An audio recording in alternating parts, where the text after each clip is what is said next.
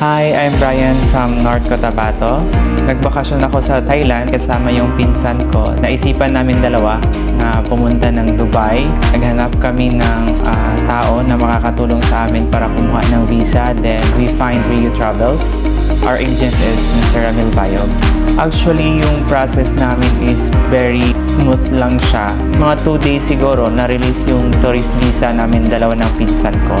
Every inquiries ko naman sa kanya, anytime, re-response naman siya. Very gentle and very demure and very fast na mag-answer ng aking mga inquiries. Mas nagpabilis yung pag-alis namin kasi hindi ko naisip na within 2 days pala mabibigyan kami ng tourist visa.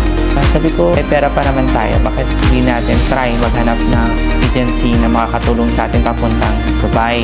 Nakita namin sa page na yung Rio Travel. Actually, a common place to visit here in Dubai is yung Dubai Mall. This is the famous place to visit here. Every tourist, yun talaga yung nasa isip nila yung Dubai Mall. Kasi nandun yung Burj Khalifa. Dito is grabe yung modernization. Ang best na napuntahan ko talaga dito sa Dubai na hindi modernized. May natitira pa pala silang historical place dito. Doon sa Al Seef, yung mga historical item, yung mga products nila nandun. Doon ako na-amaze kasi when I was in high school, nakikita ko lang yun sa books eh.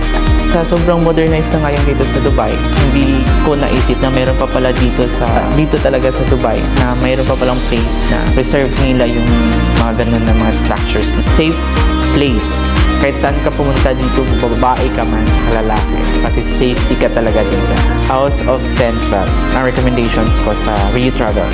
Dahil na-experience ko na eh, ang Rio Travels talaga is legit. So sa mga Ilonggo na makakita sini, ina-recommend ko sa inyo ang Rio Travels. Halin sa Pilipinas, maging Luzon, Visayas, Mindanao ka man, Rio Travels lang. Sa lahat ng mga kaibigan ko out there na mga Ilonggo, Visaya, Luzon, Visayas, Mindanao, para-recommend ko sa inyo ang Rio Travels.